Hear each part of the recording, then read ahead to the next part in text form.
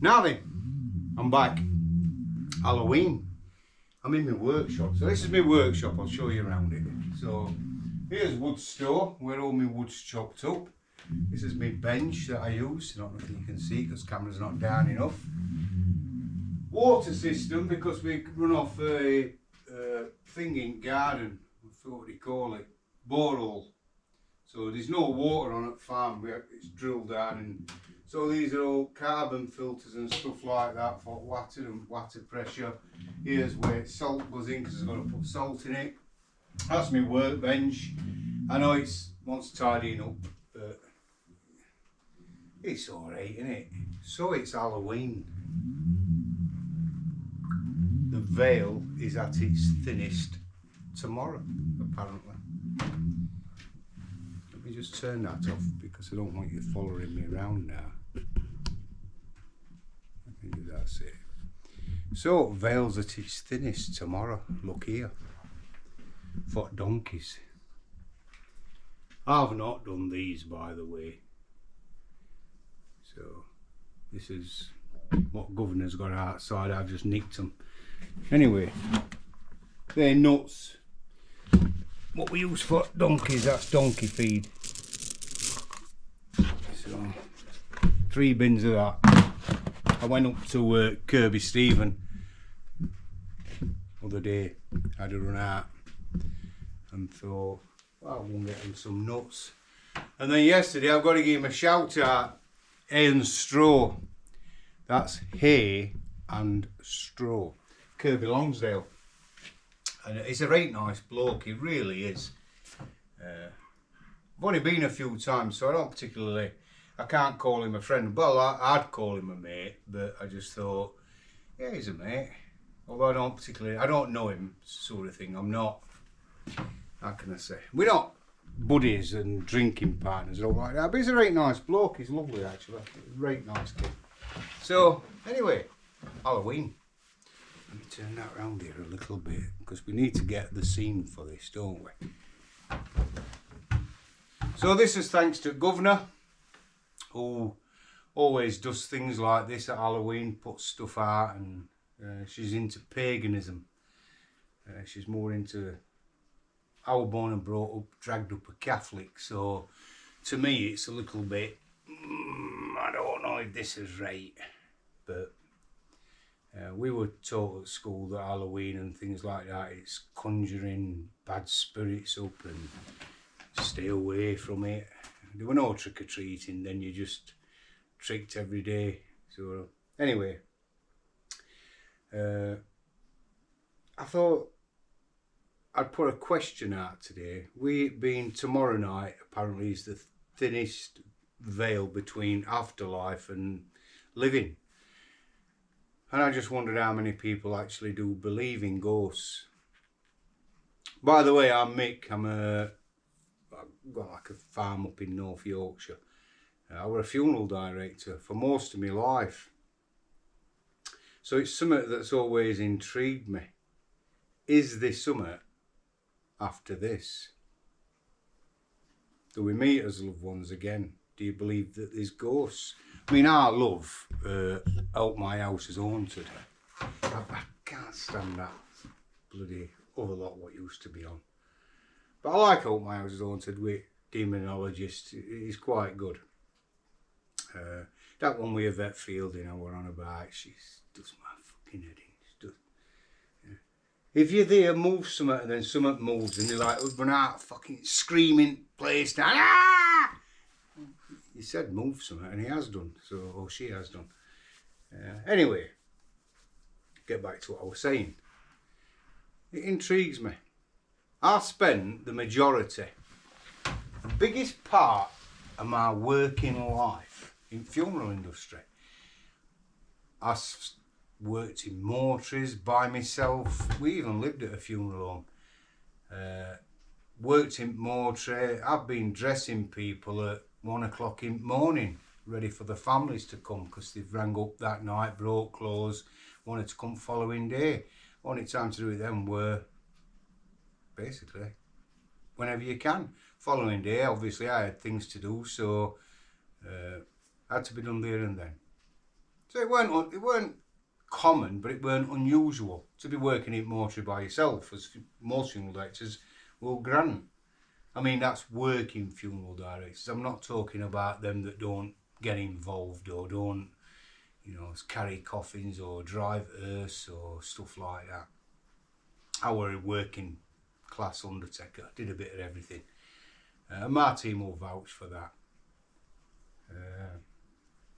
Anyway, back to what I was saying. Do you all believe in ghosts? I spent 36 years in funeral industry. I can say, when I move my camera, because you've got to get them on as well, ain't you? So I can actually say that in 36 years, I probably, with my hand on my heart, saw one thing, if you can call an apparition, a spirit, a thing. Up to that point, I was very, not dismissive, but you could say I weren't actually a believer. When you see someone who's passed away, and it's strange because the life from that person, it feels like it's gone. It feels like an empty shell. The coldness is something that I could not get used to at any point. I just didn't like how freezing cold somebody went within a really short time, a matter of hours. Within 3-4 hours, that person had gone from being a lovely, warm sensation when you touch them to, well, it's like touching one of these metal, colder than that actually, colder than a metal girder. I spent my working life working with literally thousands upon thousands upon thousands of people who passed away. And in all that time, in all them places that I'd worked, even living in a funeral home, even going out and bringing people into care at 2 o'clock in the morning, 3 o'clock in the morning, I'd let one of the lads such as Dave go and get his sent off home to bed, and I'd go and put that person in fridge, and dull acid orders where we put, it's basically just a gel that you put on somebody's lips, like a Vaseline, which is Vaseline, not like one. We put Vaseline on people's lips, and it should stop your lips drying out, because your lips dry out really quickly. So that were done, and then zoom that down a bit, that's better. So then I would say probably 16 years since we brought a lady into our care. I won't mention no names on this, from Rotherham, who'd passed away. She had cancer, and she got 2 young kids. Her husband were absolutely lovely, and I remember him handing Cheryl a picture and saying, I want her to come home, but I want her to look like this. And this young lass, she weren't only young, early 30s, had the most beautiful bobbed haircut, and she got I can see a picture now. She'd got a glass in her hand with some friends of hers around and doing a pub, and she's having a drink and smiling. And her husband says, I want her to look like this. When we brought that lady into care from Rotherham Hospital, I remember being sat at mortuary there, and Cheryl got in ambulance. And I knew that there was something not right. And when she got in, I says, what's the matter? And she says, she don't look anything like she did on that picture. She worked with that lady, dressing her and doing her hair and her makeup and everything for literally days. Night before we were taking her home, day before a funeral, I was working late. And it were middle of winter, can't remember when, November, December, January, something like that. It weren't Christmas, so it were probably January, February, I think.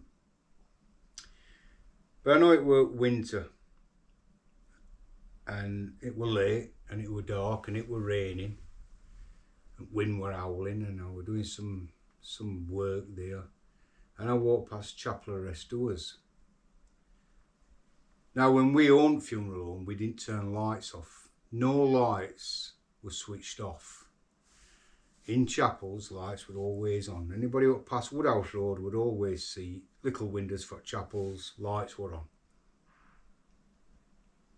I walked down a corridor and door were ajar, and I saw this, let's call it an apparition, of that lady dressed in the clothes that she were dressed in coffin, looking at herself. How long did I see her for? I don't think it were a second and a half, maybe 2 seconds if that. It was like a blink, but I know what I saw. I ain't spoke about it much unless somebody's pressed me and says, have you,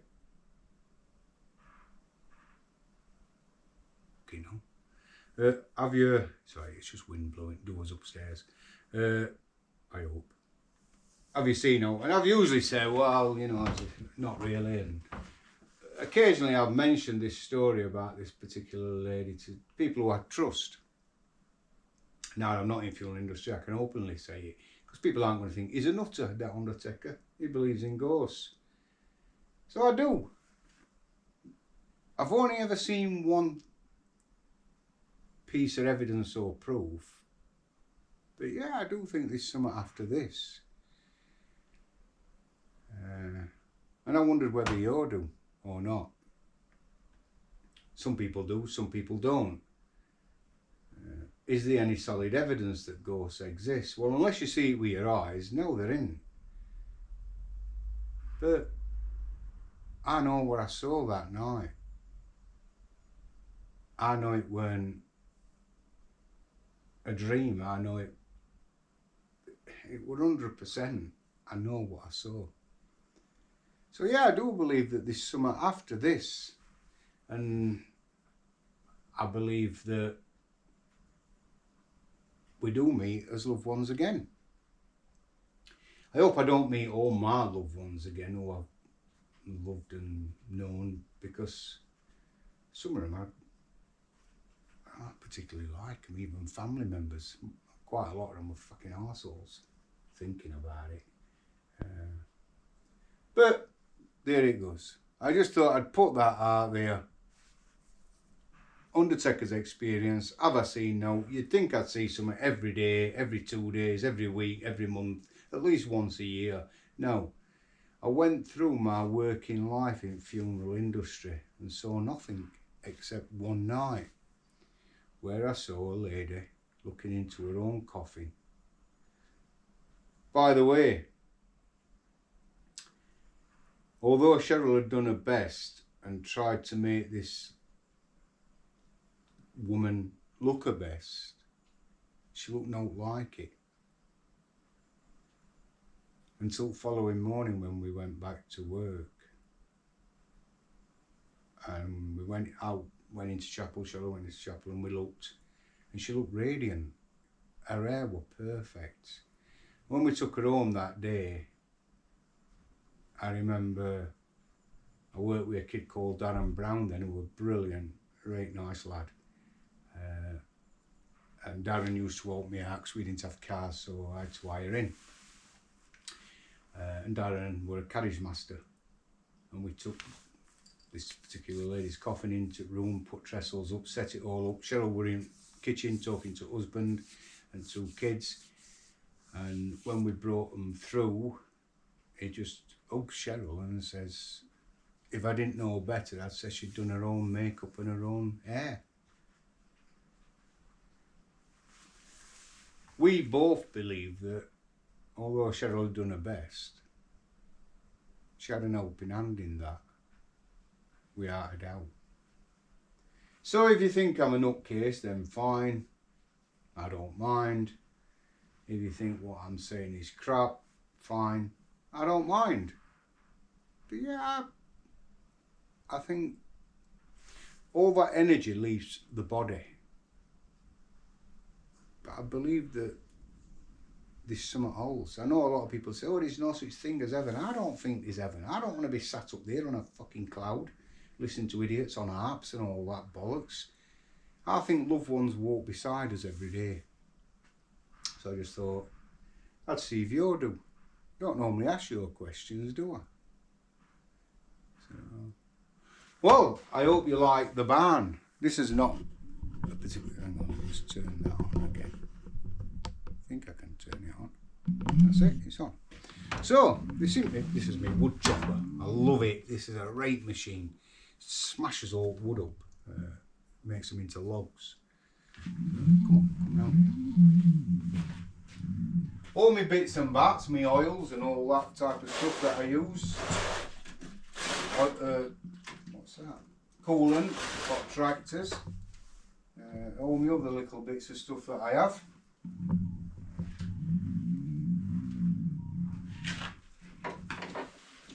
Hatchet. I used to chop wood with this. It's hard work, I promise you, it's hard work. Everybody should have an hatchet. I've got a couple of hatchets. Everybody should have an hatchet, right handy. Good bit of stuff. This is my screwdriver. Because if I can't mend it, it gets mended with. One of the best bits of tools I've got. And lots of things I've tried to mend and I can't mend. Chain. Well, everybody should have a good chain. So I can put that round back at car and pull stumps out and things like that. Chains are good. I think that's about it. All my little knickknacks and bits and bobs. Everything has to have a lid on a farm. So these are fat balls for birds. There you go. So we've got loads of bird feeders. They're all over the place. I feed birds so much, it's unreal. Wildlife. These, oh now, I don't know where rings are. But if you see lambs in spring, lots of them have the tails took off. So that's what they use to take the tail off. What you do is you put a rubber ring round there and then you slide that over the lamb's tail and then release it and it leaves the ring there. Doesn't hurt lamb. And blood stops flowing to it. Well, I don't know because I'm not a lamb, so it might hurt. But anyway, that's for taking tails off. Tail then drops off. Or you could do it round the balls as well. If you want to do the balls, put it round the balls. This is what you should do with rapists. Put it round the thing. Leave it with a right tight band on, it'll fall off, stops blood circulation. That's a right good bit of kit actually. I think every prison in England who's got rapists and murderers in, and child molesters should have that done. All them in Rotherham and what were abusing them children, that's what they should do with them. It should be an automatic thing that, you know, well when you go to prison for this horrendous thing that you've done, you can have your balls put in a fucking clamp and took off. That's it. Upset one or two, wouldn't it? But that's just my view. You don't have to believe it. You don't have to think, oh yeah, I agree with that, Michael. Should we get a campaign going to not Tony Blair, I forgot who Prime Minister is. I forget what day it is. I forgot who Prime Minister. How can I forget Keir fucking Starmer? How can you forget that? Arsehole of a human being. I really don't like the man. I really don't like him. You know, it's just vile fucking specimen of a man. But it's one of them things, isn't it? So we started off on Ghost, ended up on Keir Starmer. Well, it's about the same thing, isn't it? So I hope you like the governor's collection of pumpkins. Well, I'm going to have to take them back now because I brought them in. They were outside of a farmhouse. And I've got to go and get some sweets for kids, although I hope no kids come to do it tonight. Because then I can eat the sweets. Oh, by the way, look, I don't look like I've lost any weight. I know, because like, this is right back. But these, I won't throw them away. So realistically, that's me. So that's me. Don't think you'll be able to see. Let me put it down a bit. I am losing weight still. And these trousers are way too big for me. So that's me. So trousers, shirts that much too big. I'm on them injections. I know they're bad and somebody's died recently with them. So, but trousers are that big. And that's how much room I can get in trousers. I can put my fist that way down side. But I'm not throwing these trousers away because they're fucking good trousers, you know what I mean? When I was a kid, I used to wear long, short trousers. So they were from Jumble Sale, from Tin Hut on Richmond. And they were too long for me, but too short for somebody else who'd chucked them out at Jumble Sale. So we'd get them, and we used to call them long, short trousers. Anyway, that's it. I'll put this on today. It's Friday, Halloween. Have a fantastic Halloween, everybody. Absolutely had a brilliant week up here in North Yorkshire. Every day is a Friday to me. And when you're working, you look forward to Fridays, but every day is a Friday, and I love Fridays. I hated Sundays when I was a kid. Now I couldn't care less what day it is. I don't even know what day it is. So anybody on Woodthorpe in Sheffield, hope you're all alright. Tracy Cooper and all people who I know out there. Suet Community Centre, who runs Community Centre, who's an absolute diamond. She's made that place amazing. So hey up Sue if you're watching. And Mick and everybody else there. I miss you. All the rest of people. Hi Diane and hi Lisa. Hi Craig. I'm thinking about you. My cousins. Yeah, I miss Sheffield. I've got to admit. I love it here. It's a different world. But I don't miss it that I'd go back. Because it's not for me. But I miss the people there. But they're only a phone call away. That's it. Anyway, I'm off. I'm going to go and get me a cup of tea. I've got a cup of tea somewhere. Might be house. Have a brilliant day, everybody. Look after yourselves. Take care. And I'll catch you all later. Stop moving about.